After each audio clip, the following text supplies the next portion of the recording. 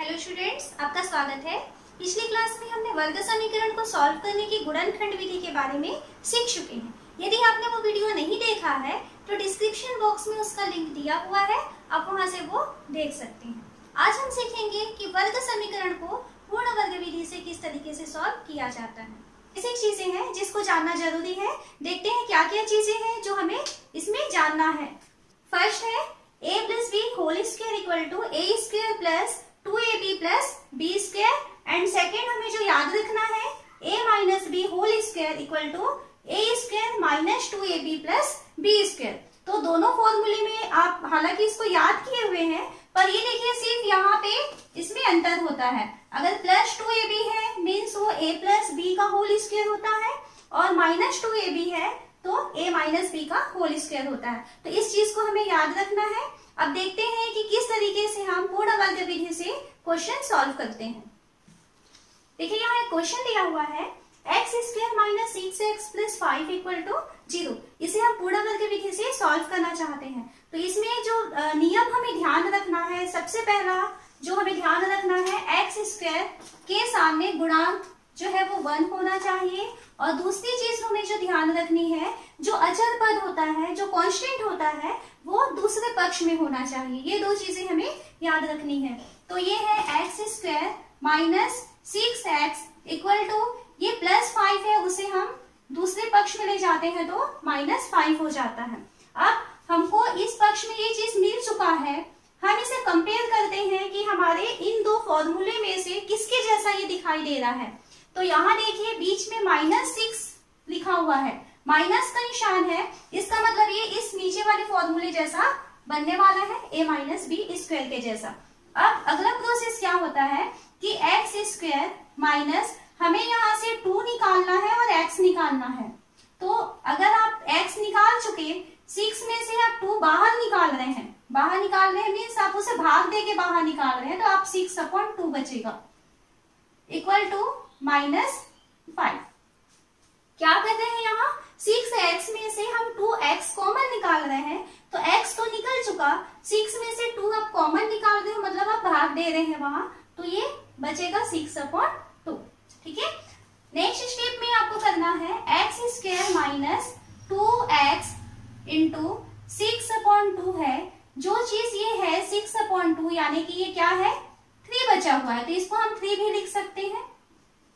जो ये 3 आया हुआ है यहाँ पर हम +3 स्क्वायर करें और इक्वल टू -5 के साथ भी +3 का स्क्वायर करें। क्या किए हुए हैं 2x निकालने के बाद जो चीज हमारे पास बचा हुआ था बीच वाले पद में, तो उसका हम दोनों पक्षों में वर्ग करके जोड़ देते हैं। ठीक है। अब देखिए ये इस तरफ का जो पक्ष है वो a square minus 2ab plus B square के फॉर्म में जम चुका है। a की जगह आपको दिखाई दे रहा है x एंड b की जगह आपको यहाँ पर दिखाई दे रहा है 3, है ना, 2ab इस फॉर्म में जम चुका है।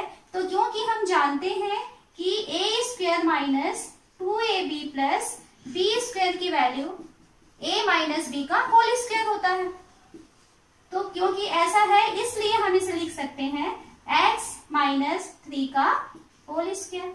ये इसका लेफ्ट साइड हो गया। राइट साइड को थोड़ा सॉल्व करें तो -5 प्लस 3 का स्क्वायर मतलब हो गया 9, x माइनस 3 का स्क्वायर इक्वल टू ये 4 मिल गया, या x minus 3 square equal to 4 यानी कि 2 का स्क्वायर। तो ये प्लस या माइनस दोनों आपको लिखना है, +2 का स्क्वायर हो सकता है या तो -2 का स्क्वायर हो सकता है। अब दोनों तरफ से देखिए दोनों में ही वर्ग लगा हुआ है, तो दोनों के आधार समान हो जाएंगे, मतलब x माइनस 3 की वैल्यू +-2 के इक्वल होगी। दोनों तरफ से हमने वर्ग हटा दिया। अब दो कंडीशन हो सकती है यहाँ कि एक बार हम प्लस ले लें तो एक आंसर मिले और दूसरी बार हम माइनस ले लें। तो यदि हम प्लस का निशान लेते हैं तो प्लस लेने पर क्या हो जाएगा x माइनस 3 की वैल्यू हो जाएगी +2, या x की वैल्यू हो जाएगी 2 -3 पक्षांतर हो रहा है तो +3, तो x की वैल्यू आ गई 5। ये x का एक आंसर है। सेकेंड, यदि हमारे पास प्लस माइनस 2 मिला हुआ था, उसमें से हम माइनस का निशान लेना चाहते हैं, तो माइनस लेने पर देखिए x माइनस 3 इक्वल टू -2, या x की वैल्यू हो जाएगी -2, -3 पक्षांतर हो रहा है तो +3 बन के जाएगा, तो x की वैल्यू हो गई 1। तो इस तरीके से हमारे पास x की दो वैल्यूज आ रही हैं, +5 एंड +1। तो पूर्ण वर्ग विधि में जो ध्यान रखने वाली बात है क्या है कि आप जब भी इसे सॉल्व करेंगे तो एक्स स्क्वायर का कोएफिशिएंट 1 होना चाहिए, ये चीज याद रखना है। दूसरी चीज, जो अचर पद है, जो कांस्टेंट है, वो बराबर के दूसरी तरफ जाएगा, ये चीज याद रखेंगे। तीसरे जो इसमें स्टेप्स है, क्या करेंगे कि बीच की जो संख्या मिलेगी, x का जो गुणांक मिलेगा, वहां से आपको 2x कॉमन निकालना है। तो 2x कॉमन निकालने के लिए देखिए आप इसको 2 से भाग देंगे तो बाकी संख्या बच जाती है। जैसे 6 में से जब हम 2 निकालेंगे तो आपको क्या बच गया था, यहाँ पर 3 है ना, 3 दूनी 6, तो 2x यहाँ से बाहर निकाल देंगे और जो बच जाएगा उस संख्या का वर्ग दोनों पक्षों में करना होता है। और एग्जाम्पल देखते हैं इसके। क्वेश्चन दिया हुआ है 5x square minus 6x minus 2 equal to 0। सबसे पहला हमें काम करना है कि x स्क्वायर के साथ में आपको जो गुणांक दिखाई दे रहा है उसे हटाना है, मतलब यहाँ पे हमको सिर्फ 1 चाहिए। तो क्या करेंगे, तो 1 आ जाएगा, तो हम पूरे को 5 से भाग दे देते हैं। तो 5 से भाग देने पर जब हम इसे 5 से भाग दे देंगे तो देखिए ये हो जाएगा 5x square upon 5 minus 6x upon 5 minus 2 upon 5 equal to 0। ये मिल चुका है, ये कैंसिल हो गया। अब हमारे पास इक्वेशन चेंज हो चुका है, x square minus 6x upon 5 minus, अब देखिए -2 अपॉन 5 है, आपको उसको दूसरे पक्ष में लेके जाना है क्योंकि ये अचर संख्या है, कांस्टेंट है ये, तो ये इक्वल हो जाएगा 2 अपॉन 5। माइनस का निशान हट जाएगा क्योंकि पक्षांतर हो रहा है। सेकेंड, अब जब हमें हमें अब क्या करना होता है, बीच वाले पद x में से आपको 2x कॉमन निकालना है। बीच वाले पद से आपको 2x कॉमन निकालना है। क्या करेंगे, x स्क्वायर माइनस 2x तो लिख लिए है ना, x निकल चुका। अब 6 अपॉन 5 में से हम 2 कॉमन निकाल रहे हैं, तो कैसे निकालेंगे, तो आप क्या करेंगे, 6 अपॉन 5 में 2 का और भाग दे दीजिए, मतलब आपको नीचे 2 और मिल जाएगा। आप जब बाहर निकालते हैं तो सबसे अच्छा तरीका है कि आप उसे बाहर निकाल दीजिए और उसके बाद उसका भाग भी दे दीजिए, क्योंकि हम भाग दे के बाहर निकाल रहे हैं। इक्वल टू 2 अपॉन 5, यहाँ से ये 1 और ये 3 अपॉन 5 हमें मिला है। एक बार और लिख लेते हैं इसे, x square minus 2x into 3 upon 5 equal to 2 upon 5। अब अगला इसका स्टेप क्या है कि आपने जो बाहर निकाला है 2x, उसके बाद जो संख्या बची हुई है उस संख्या का वर्ग आपको दोनों पक्षों में जोड़ना होता है।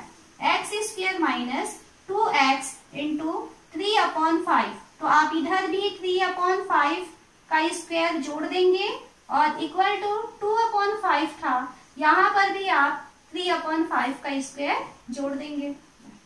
अब देखिए इधर वाला जो साइड है ये चेंज हो चुका है, x माइनस 3 अपॉन 5 का square, a square minus 2ab plus b square के फॉर्म में हो चुका है, तो a माइनस b का स्क्वायर होता है, तो a की जगह x और b की जगह 3 अपॉन 5 इक्वल टू, अब इसे हम सॉल्व करते हैं तो ये 2 अपॉन 5 प्लस 3 का स्क्वायर 9 अपॉन 25 हो जाएगा। इसे और थोड़ा सॉल्व करें तो x माइनस 3 अपॉन 5 का होल स्क्वायर इक्वल टू, क्या मिल रहा है, इसका एलसीएम हो जाएगा 25 और ये 10 प्लस 9, ये मिल चुका। अब ये आ गया है x minus 3 upon 5 square equal to 19 upon 25। अब क्योंकि यहाँ पर वर्ग है तो आपको दूसरे पक्ष में भी वर्ग लेना है, तब x माइनस 3 अपॉन 5 का स्क्वायर इक्वल टू 19 का वर्ग तो नहीं होता तो हम इसे वर्गमूल 19 ऐसा लिख लेते हैं, और 25 का वर्गमूल क्या होता है 5, तो वर्गमूल 19 बटे 5 है ना। 19 का वर्गमूल नहीं होता तो वर्गमूल की फॉर्म में रखे हैं। 25 का वर्गमूल 5 होता है और पूरे के घात 2 लगा दिए और हमें यहाँ पे प्लस और माइनस का साइन देना है। अब देखिए दोनों पक्षों में वर्ग आ चुका है, तो अब हम इसे कंपेयर करेंगे, तब ये क्या हो जाएगा, x माइनस 3/5 की वैल्यू हो जाएगा प्लस माइनस √19/5। ओके, अब हमारे पास दो स्थितियां हैं, या तो हम प्लस का साइन लेंगे या तो हम माइनस का साइन लेंगे।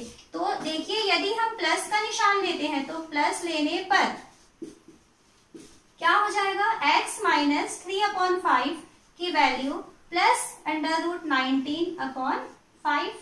x की वैल्यू चाहिए तो x की वैल्यू हो जाएगा √19/5 और ये माइनस उधर जाकर के प्लस 3/5, या x इक्वल टू हो जाएगा √19 प्लस 3/5। ये x का एक आंसर मिल चुका है। सेकेंड, यदि हम माइनस का निशान ले लेंगे तो माइनस लेने पर फिर से वही चीज लिखना है हमें, x माइनस 3/5 इक्वल टू, अब हम लिखेंगे माइनस √19/5। ओके, तो x की वैल्यू हो जाएगी माइनस √19/5 और ये माइनस 3/5 है, उधर जाके प्लस 3/5 हो गया। तो x की वैल्यू हो गई, यहां से देखिए दोनों का एलसीएम 5 है, तो माइनस √19 प्लस 3, तो ये x की सेकेंड वैल्यू हो गई। तो पूर्ण वर्ग विधि में जो याद रखने वाली जो चीजें हैं, सबसे पहले तो आप ये याद रखेंगे कि एक्स स्क्वायर का कोएफिशिएंट 1 होना चाहिए। अगर एक्स स्क्वायर के साथ आपको कोई चीज गुणा दिखाई दे रहा है तो सबसे पहले उस समीकरण को उस संख्या से भाग दे दीजिए। ये पहला हो गया, मतलब हमें एक्स स्क्वायर के साथ में सिर्फ 1 चाहिए। सेकेंड चीज जो याद रखनी है, अचर पद को आपको बराबर के दूसरे पक्ष में लेकर के जाना है, ये दूसरी चीज याद रखेंगे। और तीसरी चीज कि आपके पास जो x का कोएफिशिएंट दिया है, बीच वाला जो पद दिया हुआ है, उसमें से आपको 2x कॉमन निकालना है। तो 2x आप जब कॉमन निकालेंगे तो बाकी कौन सी संख्या बच रही है, तो आप क्या करेंगे, बाकी जो संख्या बची हुई है उसमें आप 2 का भाग दे देंगे। 2 का भाग देने पर आपको वो संख्या यानी b की वैल्यू मिल जाती है। फिर फोर्थ उसका जो स्टेप है वो क्या है कि जो b मिला हुआ है उस b के वर्ग का दोनों पदों में या दोनों पक्षों में आपको वो जोड़ना होता है और आगे फिर सॉल्व करना होता है। हम लोग थोड़े वर्ड प्रॉब्लम करते हैं आगे, जिससे कि आप इक्वेशन बनाना भी सीखेंगे और उस इक्वेशन को फिर हम पूर्ण वर्ग विधि से सॉल्व करेंगे। क्वेश्चन दिया हुआ है, दो क्रमागत प्राकृतिक संख्याओं का गुणनफल 20 है, संख्याएं ज्ञात कीजिए। तो प्राकृतिक संख्याएं यानी जो हम गिनती के लिए यूज करते हैं, काउंटिंग के लिए 1 2 3 है ना, चालू होती है 1 से और हर संख्या उसके बाद वाली जैसे हमें चाहिए तो उसमें 1 जोड़ते हैं। जैसे पहली संख्या यदि 5 है तो 5 के बाद हमें आ जाएगा 5 धन 1 यानी 6। तो दो संख्याएं हैं और दोनों क्रमागत हैं। अब हमें ऐसी दो संख्याएं लेना है जिनका गुणनफल 20 है, तो आपको ऐसी दो संख्याएं जानना है। हम मान लेते हैं कि माना पहली प्राकृतिक संख्या x है, क्योंकि संख्याएं क्रमागत थी तो पहली संख्या यदि x हो जाएगी तो दूसरी संख्या उससे एक अधिक यानी कि x प्लस 1 हो जाएगी। क्वेश्चन कहता है कि उन दोनों संख्याओं का गुणनफल 20 है, यानी पहली संख्या और दूसरी संख्या यानी x प्लस 1, इन दोनों को यदि हम गुणा कर देते हैं तब हमें 20 मिलता है, ऐसा क्वेश्चन कहा। अब देखिए x और x प्लस 1 को आपको गुणा करना है यानी कोष्टक घटाना है, तो ये क्या हो जाएगा x स्क्वायर प्लस इसका 1 के साथ मल्टीप्लाई करेंगे तो x इक्वल टू 20। अब ये हम चाहते हैं कि इसको हम पूर्ण वर्ग विधि से सॉल्व करें, तो पहले हम ये देख लें x स्क्वायर का जो कोएफिशिएंट है वो 1 होना चाहिए, तो है यहाँ पर, है ना, इसके साथ कुछ भी गुणा नहीं है। दूसरी चीज अचर पद जो है वो दूसरे पक्ष में होना चाहिए था, वो भी यहाँ पर है। अब क्या करेंगे, x स्क्वायर प्लस बीच वाले पद से हमें 2x कॉमन निकालना है, तो ठीक है 2x कॉमन निकाल लेते हैं। इसके साथ क्या था, कुछ भी नहीं था, मतलब 1 था, लेकिन हम क्योंकि 2x कॉमन निकाल रहे हैं तो इस 1 के साथ 2 को डिवाइड करेंगे, है ना। अभी रूल बताई थी मैं कि आप 2x को कॉमन निकाल लीजिए और बाकी जो उसका बचता है जो कोएफिशिएंट रहता है उसको आप 2 से डिवाइड कर दीजिए इक्वल टू 20। अब यहाँ पे जो हम 1/2 बचाए हैं, अगले स्टेप में आपको क्या करना है, x square plus 2x into 1/2, इस 1/2 के स्क्वायर को दोनों पक्षों में आपको जोड़ देना है, तो 20 प्लस 1/2 का स्क्वायर, ये हो गया। अब ये जो बायां पक्ष है वो a प्लस बी, क्योंकि प्लस आया है ना, तो a plus B whole square के फॉर्म में जम चुका है। तो ये है x प्लस बी की जगह हमें दिखाई दे रहा है 1/2 का स्क्वायर, ये हो चुका है।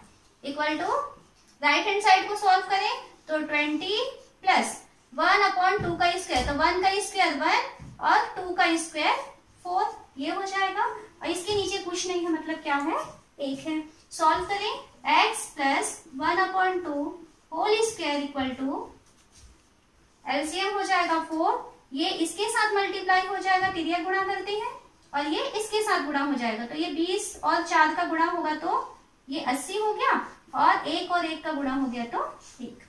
तो x plus 1/2 square equal to ये 81/4। इधर भी आपका वर्ग है, तो राइट साइड में भी आपको वर्ग के फॉर्म में लेना है, यानी हमको 81 का वर्गमूल और 4 का वर्गमूल चाहिए। तो देखिए क्या होगा, x प्लस 1/2 का स्क्वायर इक्वल टू 81, 9 का वर्ग होता है, तो हम इसे 9/4, 2 का वर्ग होता है तो 9/2 का वर्ग, ऐसा लिख लिए। अब दोनों पक्षों में वर्ग आ चुका है, तुलना करेंगे तो दोनों के आधार समान हो जाएंगे, और यहाँ पे आपको प्लस माइनस का निशान देना है। तो x प्लस 1/2 इक्वल टू मिल गया प्लस माइनस 9/2। अब दो स्थितियां हैं आपके पास, या तो आप प्लस लेंगे या तो आप माइनस लेंगे। एक बार हम इसमें प्लस का निशान लेते हैं, तो प्लस लेने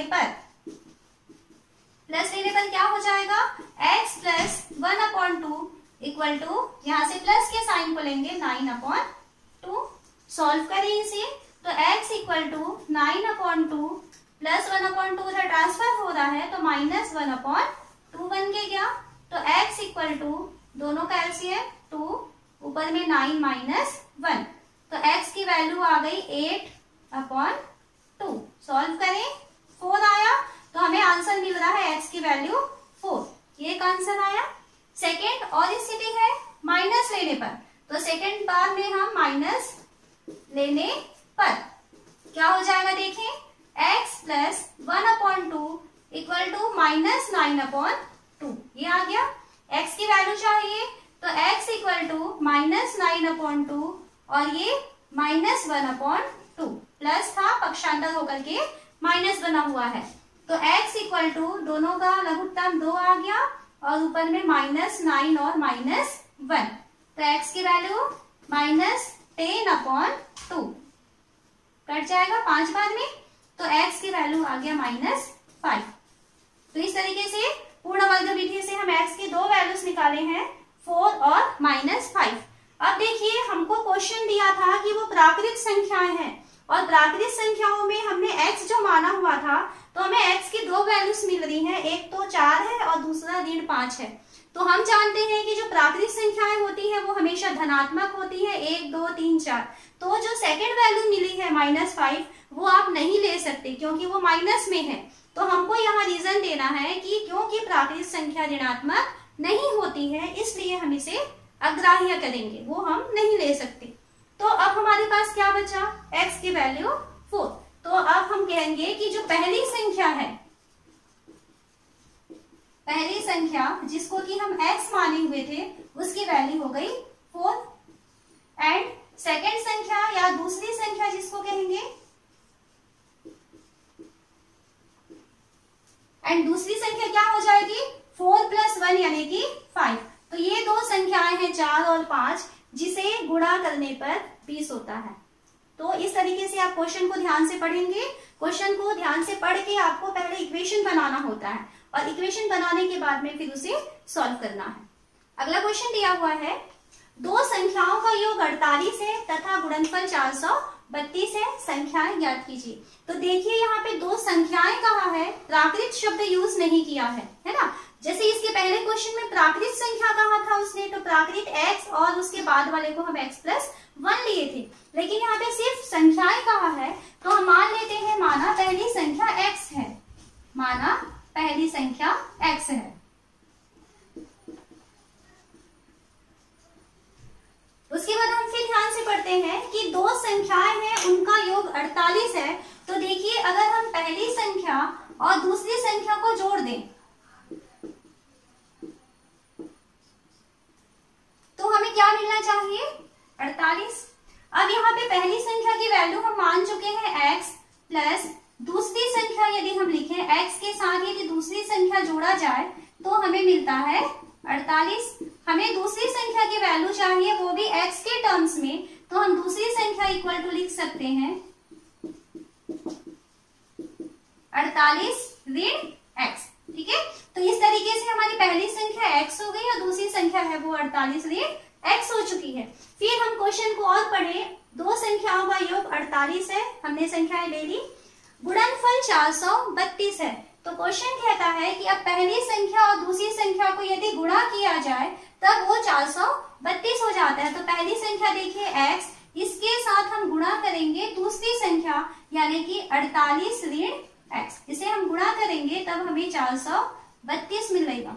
यहाँ ध्यान रखना है कि जब आप दूसरी संख्या को गुणा करने जा रहे हैं तब आपको कोष्टक यूज करना है। क्यों? क्योंकि दूसरी संख्या दो पदों की है, आपको गुणा का निशान देना है। तो यहाँ पे ब्रैकेट यदि आप यूज नहीं करेंगे तो गलती हो जाएगा, तो आपको इसको ध्यान रखना है। अब इसको सॉल्व करें तो कोष्टक हटाएंगे तो देखिए x का 48 से गुणा हो जाएगा तो 48x और x का x से गुणा हो जाएगा तो x की घात 2 बराबर 432। अब इसको हम घटते क्रम में जमाएं। एक्स स्क्वायर को पहले चाहिए हमें, लेकिन एक्स स्क्वायर के सामने माइनस का साइन है, हमें प्लस का साइन चाहिए। तो एक काम करते हैं, इस पूरी लाइन को हम -1 से मल्टीप्लाई कर दें, या हम कह सकते हैं कि पूरी लाइन का हम चिन्ह बदल दें। तो चिन्ह बदल देंगे और एक्स स्क्वायर को सामने लिखेंगे। तो -x स्क्वायर है, चिन्ह बदलोगे तो वो +x स्क्वायर हो गया। प्लस 48x है तो ये -48x हो जाएगा। इक्वल टू 432 है, माइनस चिन्ह बदल रहे हैं तो -432। ठीक है, अब ये हमारा जम चुका है जिसमें एक्स स्क्वायर का कोएफिशिएंट 1 है, अचर पद दूसरी तरफ है। अब हम इसे सॉल्व करते हैं। एक्स स्क्वायर माइनस बीच वाले पद से आपको 2x निकालना है, तो आप यहाँ से 2x कॉमन निकाल दीजिए। तो देखिए x तो निकल चुका, 48 में से आप 2 निकाल रहे हैं तो क्या बचेगा? 48/2, या अगर आप उसको डायरेक्ट अगर कैलकुलेट कर सकते हैं तो क्या बच रहा है यहाँ पर? 24। 48/2 यहाँ पर बच गया। इक्वल टू ये हो जाएगा -432। यहाँ पर 24 क्यों बच रहा है? क्योंकि हमें 48/2 मिला है, जिसको हम काट करके 24 लिख सकते हैं। अब क्योंकि जो बचा हुआ देखिए ये a स्क्वायर माइनस 2ab, ये b मिल चुका है। अब अगले स्टेप में हमें क्या करना होता है? जो b मिला हुआ है उसे आपको दोनों पक्षों में वर्ग करके जोड़ना है। तो x square minus 2x into 24 के साथ हम 24 का स्क्वायर यहाँ भी जोड़ दें और इक्वल टू -432 है तो इसके साथ भी हम 24 का स्क्वायर जोड़ देते हैं। ये देखिए यहाँ क्या हो जाएगा? ये x माइनस 24 का होल स्क्वायर। क्यों? क्योंकि बीच में ये माइनस का निशान है ना, तो इसलिए वो a माइनस बी स्क्वायर का फॉर्मूला है। इक्वल टू -432 है और 24 का स्क्वायर होता है 576। ठीक है, इसको आप 24 का वर्ग गुणा करके देख सकते हैं तो 576। अब इसे सॉल्व करें। x minus 24 square equal to -432 है और 576 प्लस में है, तो क्या करेंगे? बड़ी संख्या में छोटी संख्या को आप घटा देंगे, चिन्ह अलग अलग है। तो 576 में 432 को घटाना है, तो देखिए 576 में 432 को आप घटा दें तो ये 4 आ जाएगा और ये 4 आ जाएगा और ये 1, और बड़ी संख्या का चिन्ह क्या है? प्लस। तो यहाँ पर बचेगा 144 है ना, और प्लस में आ गया। अब इसे क्या लिख सकते हैं? x माइनस 24 का स्क्वायर इक्वल टू 12 का स्क्वायर, 12 का वर्ग 144 हो जाता है। दोनों तरफ से वर्ग यदि हटा दे और यहाँ पे आपको प्लस और माइनस का निशान देना है, तो दोनों तरफ से यदि वर्ग हटा दे तो x minus 24 equal two plus minus 12।